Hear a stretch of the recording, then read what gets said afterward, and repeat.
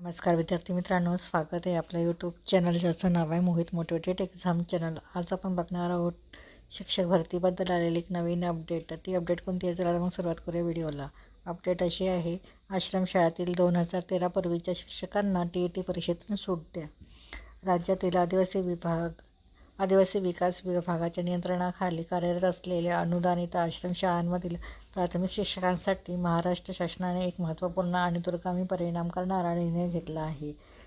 TETची सक्ती केली आहे, परंतु आश्रमशाळेतील 2013 पूर्वीच्या शिक्षकांना TET परीक्षेतून सूट देण्याची मागणी स्पर्धा परीक्षा समन्वयक प्रशांत शिरगूर यांनी केला आहे। याबाबतचा असा निर्णय 1 जानेवारी 2026 रोजी निर्गमित करण्यात आला असून त्याची तातडीने अंमलबजावणी करण्याचे निर्देश संबंधित अधिकाऱ्यांना देण्यात आले आहे। शिक्षण हक्क कायदा म्हणजेच RTE 2009 राज्यात 1 एप्रिल 2010 पासून लागू करण्यात आला। या कायद्यानुसार प्राथमिक स्तरावर अध्यापन करणाऱ्या शिक्षकांसाठी राष्ट्रीय शिक्षक शिक्षण परिषद यांनी TET ही आवश्यक पात्रता निश्चित केली आहे।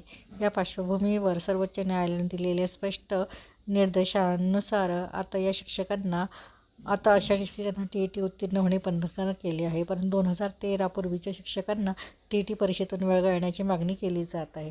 तर ही होती शिक्षक भरतीबद्दल आलेली एक नवीन अपडेट। अशाच नवीन अपडेट बघण्यासाठी व्हिडिओला लाईक करा, कमेंट्स करा, जास्तीत जास्त व्हिडिओ हाईप करून व्हिडिओ शेअर करा।